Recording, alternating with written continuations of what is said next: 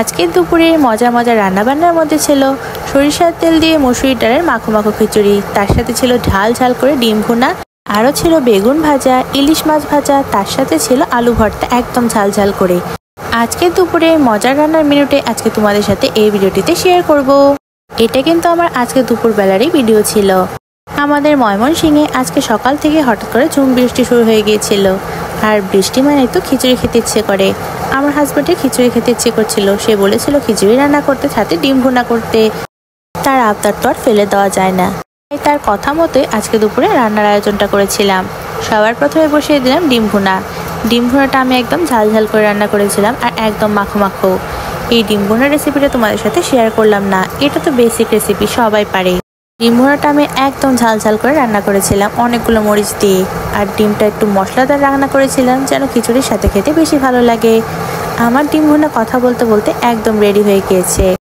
আজকে আমি সিম্পলের মধ্যে সব গর্জিয়াস রান্না বান্না করব, মানে খাবারগুলো সিম্পল তবে খেতে কিন্তু দারুণ মজার। এদিকে আমি ডিম ভুনা হয়ে গেলে একটা গরম জল বসিয়ে সেখানে আলুগুলো সিদ্ধ বসিয়ে দিলাম, কারণ আমি আলু সিদ্ধ বানাবো বলে। আর তার সাথে বেগুন কেটে রেখেছিলাম, এগুলো ছিল ছোট বেগুন। এই ছোট বেগুনগুলি আমি একটু লাল লাল করে ভেজে তুলে নিলাম। আমার বেগুন ভাজাগুলো হয়ে গেলে সেগুলো একটা বাটিতে তুলে রেখে দিলাম। এরপর সরিষার তেলে কয়েকটা কড়া করে ভেজে নিলাম ইলিশ মাছ। ইলিশ মাছের সাথে কিন্তু আমি কয়েকটা শুকনো মরিচও ভেজে নিয়েছিলাম। ভাজা মাছের সাথে শুকনো মরিচ খেতে কিন্তু দারুণ লাগে।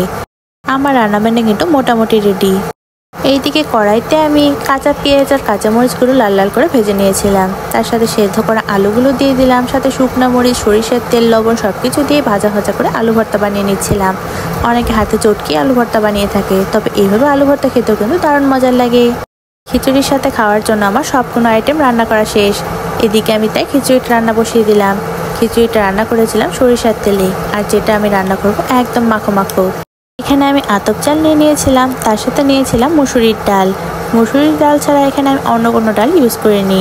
তো সেই বেসিক খিচুড়ি রান্নাটাই আর কি। তেলের মধ্যে এলাচি, দারচিনি, তেজপাতা, শুকনো মরিচ সবকিছু দিয়ে, এতে পেঁয়াজ, রসুন সবকিছু ভেজে নিয়ে তার সাথে চাল ডাল সবকিছু একসাথে দিয়ে ভাজা ভাজা করে নিয়েছিলাম।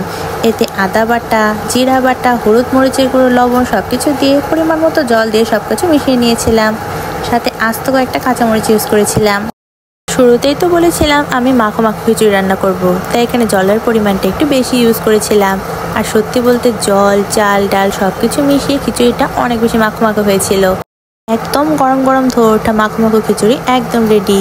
খাবারগুলো যদিও সিম্পল, তবে খাবারগুলো কিন্তু সিম্পলের মধ্যে অনেক বেশি গর্জিয়াস। প্লেটে সুন্দর করে খাবারগুলো বেড়ে খেতে বসে পড়লাম। এদিকে ইলিশ মাছ ভাজা, শুকনো মরিচ, তার সাথে আলু ভর্তা, বেগুন ভাজি, আর ছিল ঝাল ঝাল ডিম ভুনা। খিচুড়ির সাথে সবগুলো আইটেম সুন্দর করে প্লেটে সাজিয়ে বসিয়ে নিয়ে খেতে বসে পড়লাম। খিচুড়ির সাথে আলু ভর্তা হয়তো অদ্ভুত শোনা যেতে পারে, তবে সত্যি বলতে খিচুড়ির সাথে আলু ভর্তাটা খেতে কিন্তু অনেক বেশি মজা লাগে। এর সাথে ইলিশ মাছ ভাজা হলে তো কথাই নেই। সবকিছু মিলিয়ে অনেক মজা লাগছিল। বেগুন ভাজাও খেতে কিন্তু খিচুড়ির সাথে দারুণ লাগে। ঝাল ঝাল যে ডিম ভুনাটা রান্না করেছিলাম সেটা দিয়ে একদম মাখো মাখো খিচুড়িটার সাথে মেখে খেয়ে নিচ্ছিলাম লেবু চিপে নিয়ে।